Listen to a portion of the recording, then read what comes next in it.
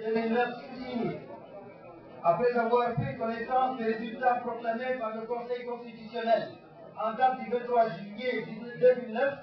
et analysé minutieusement ces résultats, caractérisés par l'uniformité troublante des scores du candidat Mohamed Abdelaziz dans les 53 départements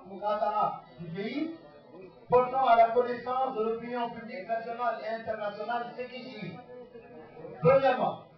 la décision du Conseil constitutionnel de validation du scrutin du 18 juillet 2009 est intervenue dans le contexte de la démission du président de la Commission électorale nationale indépendante, CENI, après sa prise de connaissance du contenu des requêtes présentées par les candidats pour invalider les résultats du scrutin. Deuxièmement, le Conseil constitutionnel a pris sa décision de validation du scrutin sur la base d'un communiqué de la Commission électorale nationale indépendante, controversé, signé et rendu public par une personne non habilitée à le faire, le secrétaire général. Troisièmement, le Conseil constitutionnel a curieusement adopté sa décision de validation en toute hâte et sans attendre l'avis qu'il avait demandé par ailleurs à la Commission électorale nationale indépendante, CENI, encore en réunion au même moment. Nous notons que, malgré l'extrême complexité du dossier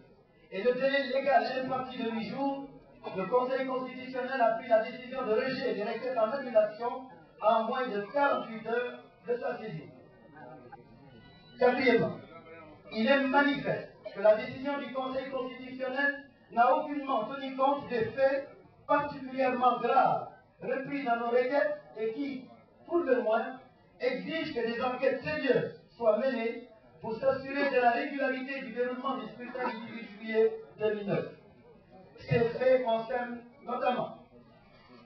les violations systématiques des dispositions de l'accord cadre de Dakar,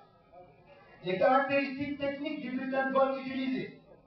le fichier électoral et l'état civil, le vote multiple, surtout le vote commandé des militaires, l'achat public des consciences, le niveau anormalement élevé des bulletins nuls, et ceci en dépit des dispositions réglementaires prises pour faciliter le vote, etc. En conséquence, tout en prenant acte sur le plan juridique de la décision du Conseil constitutionnel, nous considérons que la crise politique reste entière, étant donné que le scrutin du 18 juillet 2009 n'a été ni libre, ni démocratique, ni transparent, en raison des malheurs des manipulations frauduleuses du processus électoral, contraires aux prescriptions de l'accord cadre de Dakar et à la loi électorale mauritanienne, remettant fondamentalement en cause le choix des électeurs. Tout en réitérant notre attachement à nos institutions démocratiques, à l'esprit et à la lettre de l'accord cadre de Dakar, ainsi que notre disposition à rechercher une solution d'apaisement, afin d'éviter que notre pays s'installe dans une grave crise post-électorale,